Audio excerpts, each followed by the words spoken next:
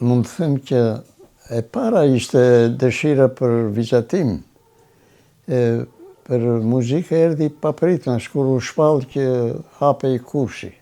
Edhe shkoj atë, ka kapitullin e vete. Kjo vazhdoi, dëshira për vizatim. E kisha më përpara dhe kisha bërë vizatimet e para, po edhe akvarelin e parë, që kam bërë 14-15 vjeç nga dritarja, Tiranën e Re. Është një akvarel dokument. Edhe jo si pas teknikës me ujë shumë. Bile akvarelin me ujë shumë nuk e kam praktikuar, veç se kur më ka dalë vetiu. Edhe e pëlqenja, po pastaj më kanë thënë dhe shokët, nuk ka të bëj shumë teknika, ka të bëj rezultati, që t'jetë një diçka e bukur dhe e kohës. Unë pëlqenja që kur ishe i vogël, ato që shifjen për vitrinat e dyqanëve, akvarelet. Edhe mbaj mend Fadil Pëllumbi bëri diçka, një seri atëre, unë i pëlqenja shumë. Në kohën e Italisë parë. Edhe nuk dinje të dallonja këtë nga jo rrymat, po kam pasur një daj jurist i cili merrej me art, domethënë lexonte. Edhe ai më ka shtyrë që jo vetëm të interesohem për këtë punoj vetë, po edhe të adoptoj edhe stilet e shekullit 20. Domethënë, kubizmin jo, po diçka afër. Nuk e kam lënë asnjëherë vizatimin, edhe më vonë fillova dhe të dal për peizazh. Edhe jashtë Tiranës, edhe kur vini me turne me operën, në Vlorë, në Shkodër, në Berat, në Korçë kur shkonja te farefisi im, kam një akvarel në parkun e Themistoklijut, të hershëm. E kështu, kjo ishte fillimet e mia. Unë ishe interesuar për pikturën, vizatonja që i vogël, por nuk vinte rasti të mendonja për studime, ishe i vogël. Mbetesha tek ajo dëshira vetëm. Kam vizatime të asaj moshe, po jo të fëminisë. Domethënë që të kem bërë si bëjnë fëmijët me koka një rreth, trupi një rreth, vija. Ato si kam. Temat i merrnja nga letërsia, ose kopjonja shtëpira, kështjella, kisha. Kjo ishte fillimi i parë. Me laps edhe me akvarel. Edhe bile e përdor një akvarelin si intensive kështu, pa ujë. Më vonë e mësova, nga mjaft i rritur e mësova me ujë. Edhe e pëlqenja, po nuk e kam marrë asnjëherë mësime për akvarelin ose për bojvajin, po vetëm për vizatimin, sepse kam pasur mësues në gjimnaz, në Gjëndin Zajmin edhe Abdurrahim Buzën, të cilët ndalonin në bankën time dhe më flisnin. Bile në Gjëndini më thosha, ti s'po merr vesh, sepse nga një mësim në tjetrin, unë nuk i vinje veshin rregullave që donte ai, po vazhdonje me fantazin time. I kam frekuentuar këta dy mjeshtra. Kam pasur biseda me ta, edhe me Odice Paskalin, po ai më rinte pak ftohtë, sepse e takonja rrugës. Edhe nuk donte që të vinja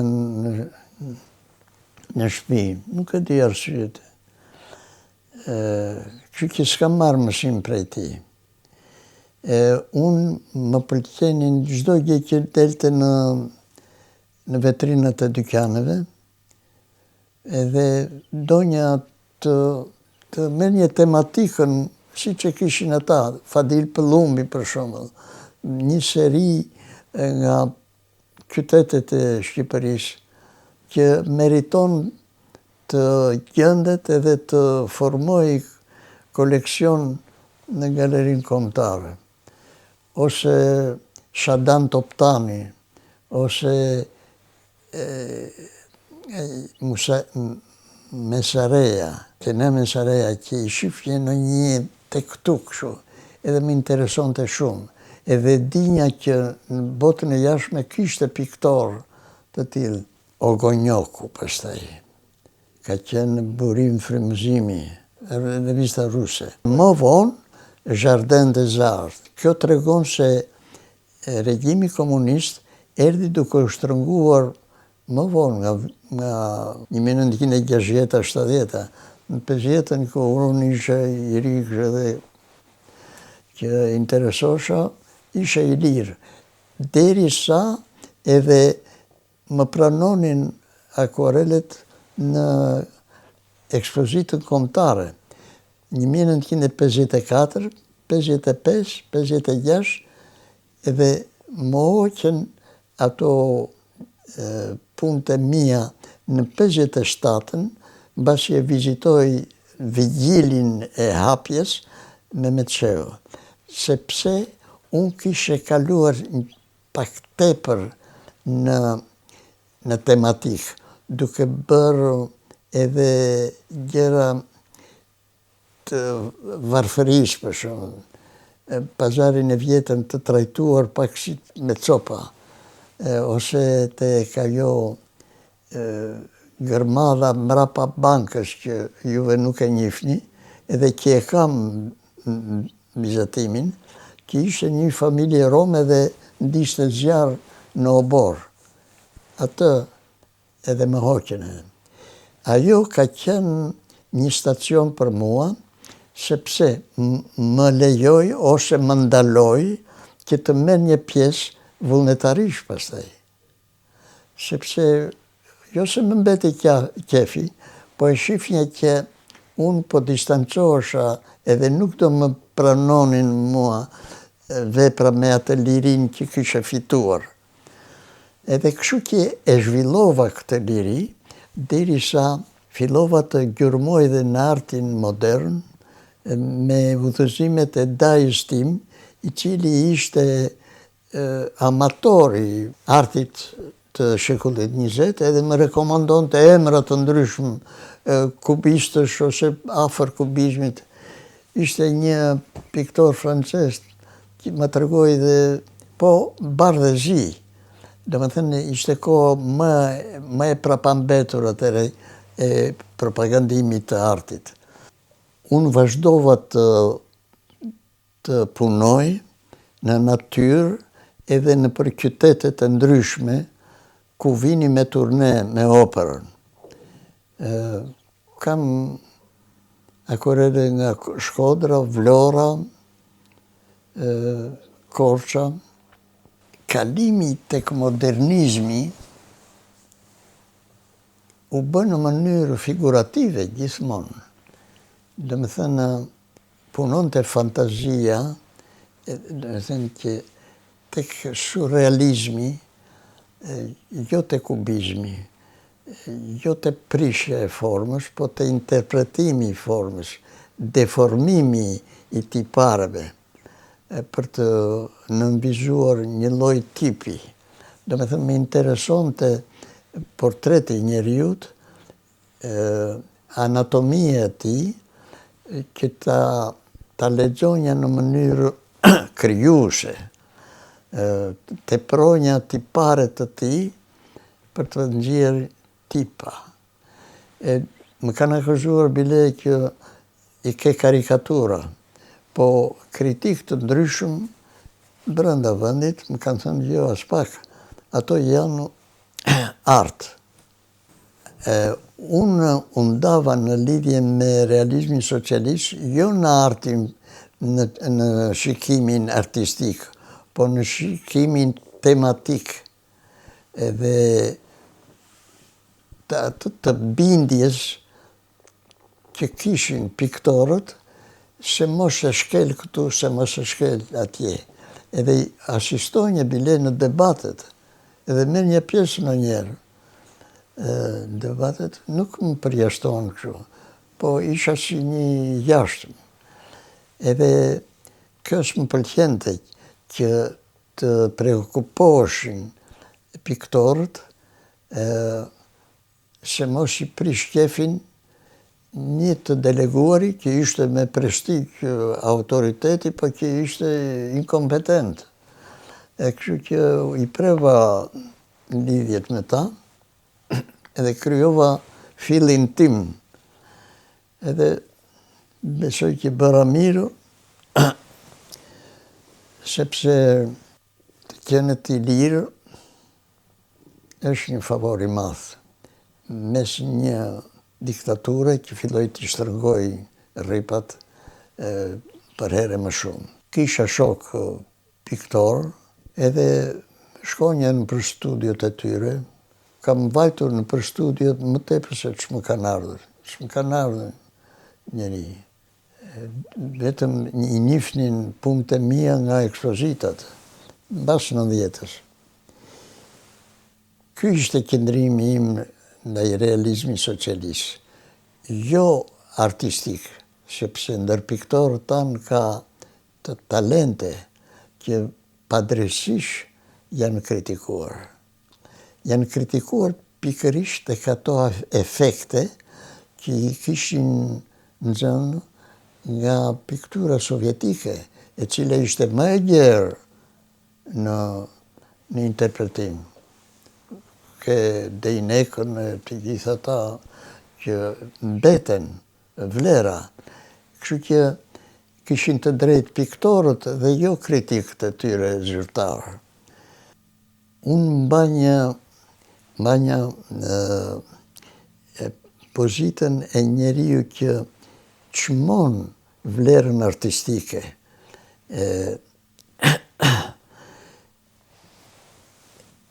Dhe e konsiderojnë realizmin socialist një etapë të thjeshtë, ku njeriu mund të prodhonte, artisti mund të prodhonte, duke mbajtur kufit e realizmit socialist që në idera.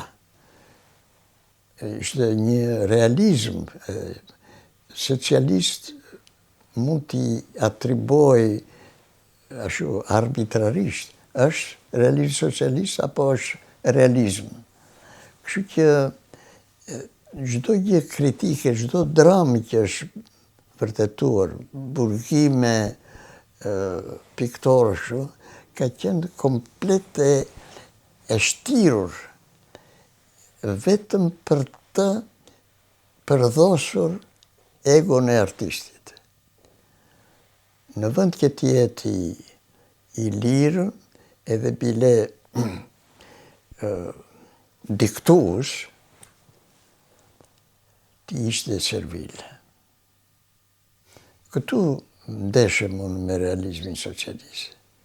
Edhe si unë edhe shumë të tjerë, të cilët kultivonin në veten e tyre, qoftë punë pikture, qoftë dorëshkrime, qoftë edhe mund të jap shembuj të shumta se si frenoi krijimi me anë e imponimit që nuk ishte të bënte me art, po me personalitetin. Që të tregoj se gjërat erdhën në mënyrë gati inkoshjente për mua, duhet të them edhe këtë. Në 72 pati një lloj ringjallje të lirisë krijuese, se ishte ajo vala e liberalizmit. Edhe unë u gabova dhe bëra një dërgesë, 2 vepra të mijat që nuk më pranuan. Do më thënë që unë ishe akoma i pa informuar thellë se si ishte politika e shtrëngimit, për hir të shtrëngimit dhe jo për arsye artistike. Se ato kritikat që bënin antarët e byros atje ishin fare fëminore, mund të hidheshin poshtë. Dërgova, nuk më pranuan edhe pastaj e konsiderova që ky ishte një nder që më kishin bërë. Domethënë të rinja i pa angazhuar derisa të vinte dita e lirisë. Edhe kjo erdhi edhe në punë në fushën e letrave që unë shkrova një libër që dhe mbajta nga 87 nga 85 e fillova, kur u lejova të dalë në Tiranë, se internimi u kthye në dëbim, nga 85 e botova në 2009 librin e Grabianit. Edhe këtu ishte një lloj edhe negligjence ime. Domethënë nuk përfitonja nga vitet e lirisë për të afirmuar diçka timen. Ekspozita e para në Liri, në 92-shin, u bë në Galerinë Kombëtare dhe ishte Xenofon Dilo, drejtori aty, i cili u shuall me mua shumë dashamirës, foli atje me fjalët më të mira, gjë që nuk u vërtetua më vonë. Ja, Xenofon Dilo një antar partie ka qenë, edhe gjatë komunizmit bënte politikën e partisë. Megjithatë më ruante në veten e tij, karakterin e tij, edhe e respektoj me t'ju dhënë rasti. Më vonë, pata në ekspozimin e dytë, pata pengesa. Edhe nuk po përmend emra, po përdora mënyrën anadollake pak, vura një mik, edhe e kalova prakën. Kurse në një ekspozitë më tutje, më 2003-shin, doli dhe artikulli në gazetë që kush është ky filestar që po troket në tempullin e artit. Edhe këtu s'po përmend emra, do të thënë mirë të jesh shkrimtar, po piktor nuk të duam. Unë kam qenë shumë i pasionuar të vinjë të vizitonja Galerinë Kombëtare. Në rrugën e Kavajsku, dridhej nga në një gjysmë gradë tërmeti, megjithatë të shpëtoi koleksioni. Nuk e dija e mbani mend atë ndërtesë. Pastaj tek rruga e Fortuzit, atje ishte një vend poetik për të hyrë, se edhe vila ishte e tillë, heshtje, edhe kishim një koleksion që unë e çmoj gjithmonë. Që në galerinë e para ishte të ajo salla e gjatë. Ajo është një thesar për neve. Që kemi me se të krenohemi në mënyrë modeste për para publikut botëror. Kontributet erdhën duke ushtuar, talente që po të ri pak mund t'i kujtoj. Kemi talente në pikturë që kanë dalë vonë. Dhe të thënë, mbasi unë u bëra piktor, si të thash, edhe që unë i çmoj shumë.